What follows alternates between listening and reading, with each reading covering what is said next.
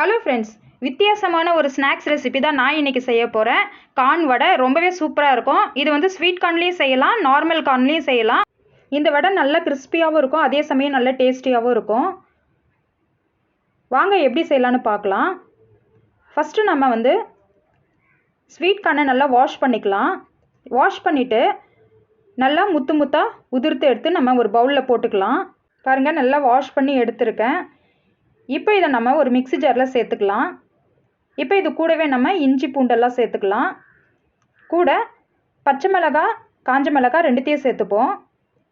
தேவையான அளவுக்கு உப்பையும் சேர்த்துக்கலாம். இப்போ இதை நல்லா நம்ம அரைச்சி எடுத்துப்போம்.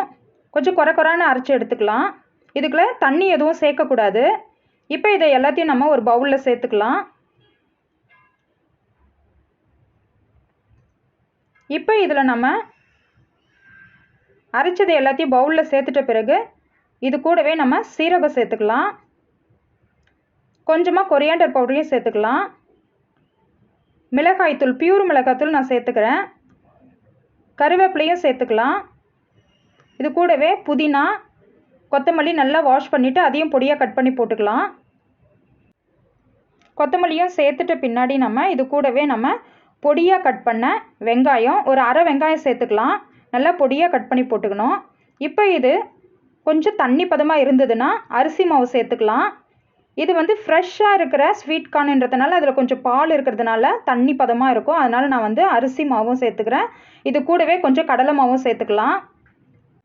அரிசி மாவும் கடலை மாவும் போட்டு மிக்ஸ் பண்ணும்போது நமக்கு கன்சிஸ்டன்சி கரெக்டாக வரும். வடை மாவு பதத்துக்கு பாருங்கள், நல்லா கரெக்டாக வந்திருக்கு.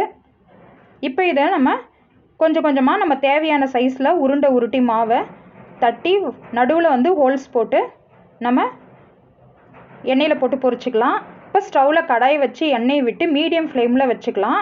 எண்ணெய் காஞ்சதும் நம்ம இந்த வடைகள்லாம் தட்டி போட்டுக்கலாம். இப்போ இது சைட்லலாம் நமக்கு கொஞ்சம் ப்ரௌனாக வந்த பிறகு நம்ம திருப்பி விட்டுக்கலாம். அவ்வளோதாங்க. இந்த மாதிரி திருப்பி விட்டு ரெண்டு பக்கமும் பொன்னிறமாக வந்ததும் நம்ம வடைகளை எடுத்துடலாம்.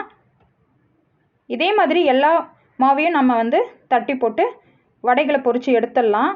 கார்ன் வடை சூப்பராக ரெடி ஆகிடுச்சு. பாருங்கள், நல்லா ரெண்டு பக்கமும் ஈவனாக வெந்திருக்கு, பொன்னிறமாக வந்திருக்கு. அவ்வளோதான். இது சாப்பிட ரொம்பவே சூப்பராக இருக்கும், செய்யவும் ரொம்பவும் ஈஸியாக இருக்கும். நீங்களும் ட்ரை பண்ணி பாருங்கள். ட்ரை பண்ணி பார்த்துட்டு எப்படி இருக்குன்னு கமெண்ட்ஸில் சொல்லுங்கள்.